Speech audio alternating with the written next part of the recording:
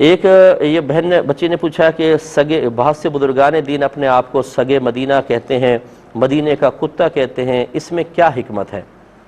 دیکھیں، اس میں حکمت اصل میں اظہار عاجزی ہوتی ہے۔ حقیقتاً کوئی جانور بننا مقصود نہیں ہوتا کہ یہ اعتراض پیدا ہو کہ اللہ تعالیٰ نے اشرف المخلوقات بنایا ہے تو آپ ارذل مخلوق کی طرف اپنے آپ کو کیوں منسوب کر رہے ہیں، یا وہ بننے کی کیا خواہش رکھتے ہیں؟ ایسا نہیں ہوتا، یہ اظہار عاجزی ہوتا ہے۔ بعض اوقات خوف خدا کی بنا پر، جیسے حضرت عمر فاروق رضی اللہ تعالی عنہ کے بارے میں منقول تھا کہ آپ یہ کہا کرتے تھے کہ کاش میں کوئی مینڈھا ہوتا، مجھے ذبح کیا جاتا اور میرے گوشت کھا جاتے، لوگ ہڈیاں چباتے، لیکن میں مطلب انسان نہ ہوتا، کاش۔ یہ خوف خدا کی وجہ سے تھا۔ اور اس طرح جو بزرگان دین اپنے آپ کو سگے مدینہ یا مدینہ کا کتا کہتے ہیں، یہ اظہار عاجزی کی وجہ سے ہے، اس میں شرعاً کوئی حرج نہیں ہے۔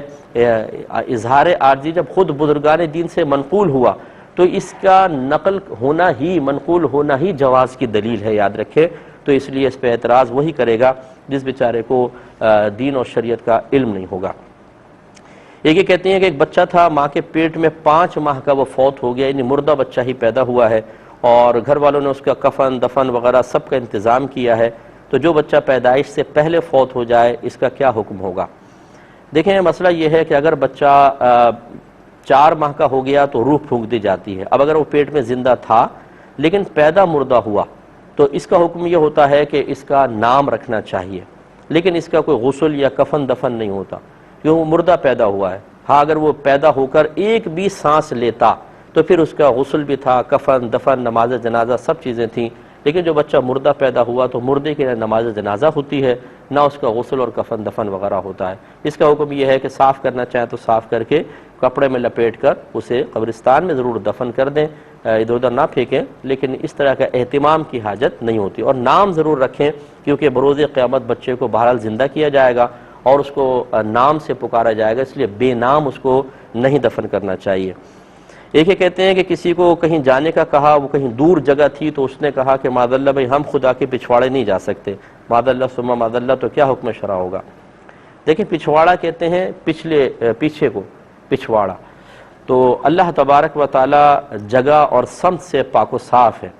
کسی کا آگے پیچھے دائیں بائیں اوپر نیچے اس وقت متعین ہوتا ہے جب وہ کسی ایک جگہ میں ہو۔ جیسے میں ایک جگہ میں ہوں تو میرا ایک آگے ہے، پیچھے دائیں بائیں اوپر نیچے سمت متعین ہو سکتی ہیں، لیکن جس ذات کے لیے سمت ہے ہی نہیں، جگہ ہے ہی نہیں، اس کے پھر آگے پیچھے دائیں بائیں اوپر نیچے نہیں ہوتا۔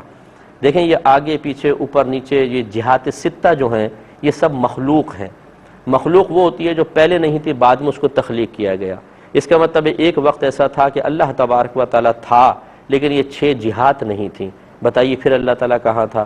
وہ پھر مطلب اس کے لیے سمت کا تعین، اس کا مطلب ہے کہ اللہ تعالیٰ کے لیے سمت کا تعین نہیں ہے۔ ان 6 جہات کے پیدا کرنے کے بعد ایسا نہیں ہے کہ اللہ تعالیٰ جگہ میں آ گیا اس کے لیے جہات وغیرہ ہے۔ تو اب جو اللہ کے لیے جہت ثابت کرے اس کا حکم کیا ہوگا، میں عرض کرتا ہوں۔ اس کے بعد شرعی حکم یاد رکھیں کہ جب یہ ثابت ہو گیا کہ اللہ تعالیٰ کے لیے جہت ثابت کرنا منع ہے، اب اگر کوئی ثابت کرنے کی کوشش کرے، جیسے یہ جملہ کہا، اگرچہ وہ کہتا ہے میں نے محاورتاً کہا، لیکن پھر بھی اس میں بہت ہی بڑی بے ادبی پوشیدہ ہے، اسے چاہیے کہ احتیاطاً تجدید ایمان کرے اور تجدید نکاح کرے۔ اور ایسا شخص اگر ہدایت دینے اور نصیحت کرنے کے باوجود نصیحت قبول کرنے کے لیے تیار نہ ہو تو دیگر لوگوں کے لیے حکم شرع یہ ہے کہ اس کا سوشل بائیکاٹ کریں، اس کو سلام نہ کریں، سلام کا جواب نہ دیں، بیمار ہو تو عیادت نہ کریں، اگر مر جائے تو جنازے میں شرکت نہ کریں، وہ کو خوشی میں بلائے تو اس کو ریجیکٹ کر دیا جائے، اس کو اپنی خوشی غمی میں آنے نہ دیا جائے تاکہ اس کو احساس ہو کہ اس نے اللہ تعالیٰ کی بارگاہ میں بہت بڑی بے ادبی کی ہے۔ ہمارے ہاں معاملہ یہ ہے کہ اگر کوئی ماں کرے، باپ کرے، بھائی بہن کرے، رشتہ دار کرے، قریبی دوست کرے، سب معاف ہے، تھوڑا بہت سمجھاتے ہیں، بولتے ہیں چلو یار جا چھوڑ دو، اور کوئی اجنبی کرے تو سیخ پا ہو جاتے ہیں اور اس سے قطع تعلق کرنے کے لیے تیار ہو جاتے ہیں۔